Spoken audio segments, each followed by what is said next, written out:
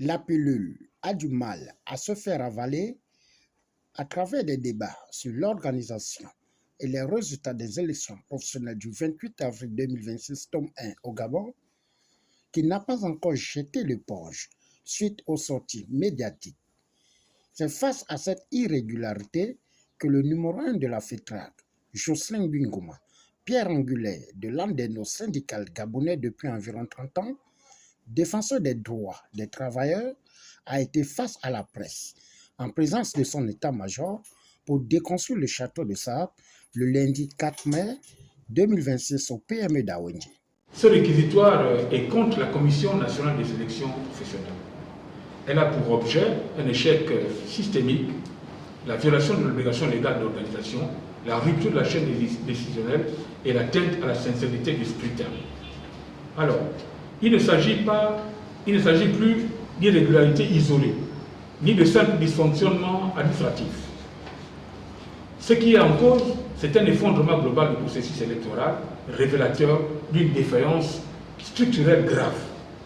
La Commission nationale des élections professionnelles, investie d'une mission essentielle à la démocratie sociale, n'a pas seulement failli, elle a vidé le processus électoral de sa substance. Une violation frontale de l'article 2 de l'arrêté 08 et de la chaîne de décision publique. L'article 2 de l'arrêté 08 est sans ambiguïté. La Commission est chargée d'organiser les élections professionnelles dans le secteur public, parapublic, privé, sous l'autorité du ministre du Travail. Cette disposition consacre une architecture institutionnelle précise. Le ministre incarne l'autorité politique, dépositaire du pouvoir de décision. Les acteurs opérationnels produisent les données techniques du processus. Les conseils du ministre apportent des avis techniques structurés constituant des outils d'aide à la décision. La Commission assure la mise en œuvre effective de la cohérence du processus. Ainsi, la décision politique ne peut être pertinente que si elle repose sur des informations fiables, consolidées et remontées dans les délais. Or, en se limitant à ces interventions partielles, parfois inexistantes, la Commission a rompu cette chaîne. Absence de structuration des données électorales, défaut de remontée d'informations crédibles, carence dans l'appui technique et la décision ministérielle. Dès lors, la défaillance constatée dépasse la seule exécution, c'est l'ensemble du mécanisme d'aide à la décision publique qui a été neutralisé. Ce manquement constitue à lui seul un fondement sérieux d'annulation du scrutin. En ce qui concerne le processus électoral, dans son architecture et son pilotage, aucun processus électoral crédible ne peut exister sans organe opérationnel fonctionnel, encadrement structuré, supervision effective. Or, aucune commission électorale pleinement opérationnelle, aucune coordination nationale cohérente, aucun contrôle uniforme des opérations. Le contrôle est sans équivoque. Un processus livré à lui-même, sans direction, sans garantie. Nous avons donc eu affaire à une fragmentation révélatrice d'un échec global. Dans le secteur privé, quelques entreprises ont achevé leur processus électoral. Mais ces cas demeurent marginaux. La majorité des entreprises n'a pas conduit les opérations à terme.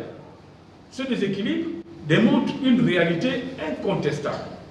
Le système, dans son ensemble, a échoué. Un abandon manifeste du secteur public. Dans le secteur public, absence totale de maîtrise du processus, absence d'accompagnement technique, impréparation face à un scrutin inédit, recours tardif à des mesures transitoires pour combler un vide prévisible. Ce constat ne traduit pas une insuffisance ponctuelle, il révèle une carence structurelle, une incohérence normative portant atteinte à l'égalité. Pour un même processus électoral, une proportionnelle pure est appliquée au privé et au parapublic. Un système conditionné par un seuil de 10% des suffrages est appliqué au public. Cette dualité rompt l'égalité entre les acteurs, fragilise la lisibilité des résultats, crée une insécurité juridique manifeste. Un scrutin ne peut être légitime lorsqu'il repose sur des règles variables selon les secteurs. une opacité incompatible avec l'exercice du droit électoral. Les tendances auraient dû être publiées à ce niveau du processus, afin de permettre l'exercice des recours. Or, aucune publication officielle n'est intervenue à ce jour. Une majorité des processus demeure inachevée. Des publications irrégulières émanent de certains candidats. Cette situation entraîne une impossibilité de préparer les contentieux, une atteinte directe au droit au recours, une perte de contrôle de l'autorité électorale, l'absence de transparence constitue une rupture grave du processus démocratique.